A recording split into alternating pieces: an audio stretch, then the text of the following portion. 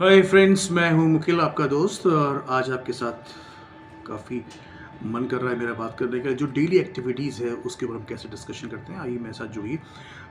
हम और आप दोनों बात करते हैं। देखिए, डेली एक्टिविटीज़ जो है ना, प्रेजेंट डेफिनेट टेंस का पार्ट है।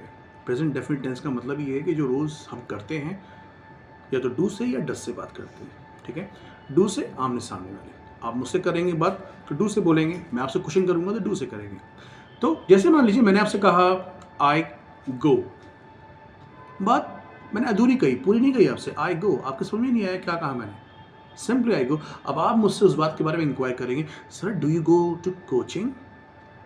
No, I don't. Sir do you go to market? Some time.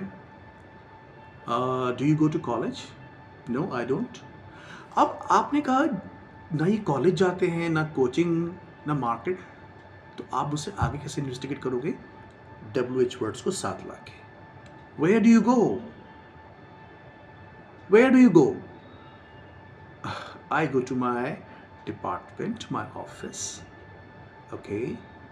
When do you go? I mean, time बताइए. When do you go? I go mostly in the morning. Word क्या था? I go. इसके ऊपर conversation हमने build करना शुरू कर दिया. Where do you go? When do you go? आप बात को कितना ही बढ़ा सकते हैं, और अगर हमारे आपके बीच में कोई तीसरा आ गया तो कैसे करेंगे? He goes. इसमें ES की साउंड आ रही है, तो आप भी डस से आइए. Does he go to market? Where does he go? With whom does he go?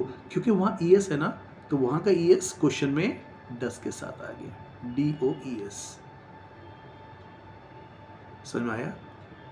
बहुत इजी है कन्वर्सेशन डू और डस से. जब आप सामने वाले से बात करते हैं तो डू यू के साथ, जब आप किसी तीसरे से बात करते हैं, यानी दूसरे से किसी तीसरे के लिए बात करते हैं, तो डस का यूज करते हैं. Does he, where does he, बाद में आपका जो एक्शन वर्ड है वो आता है. Where does he go, when does he go, where do you go, at what time do you go, with whom do you go.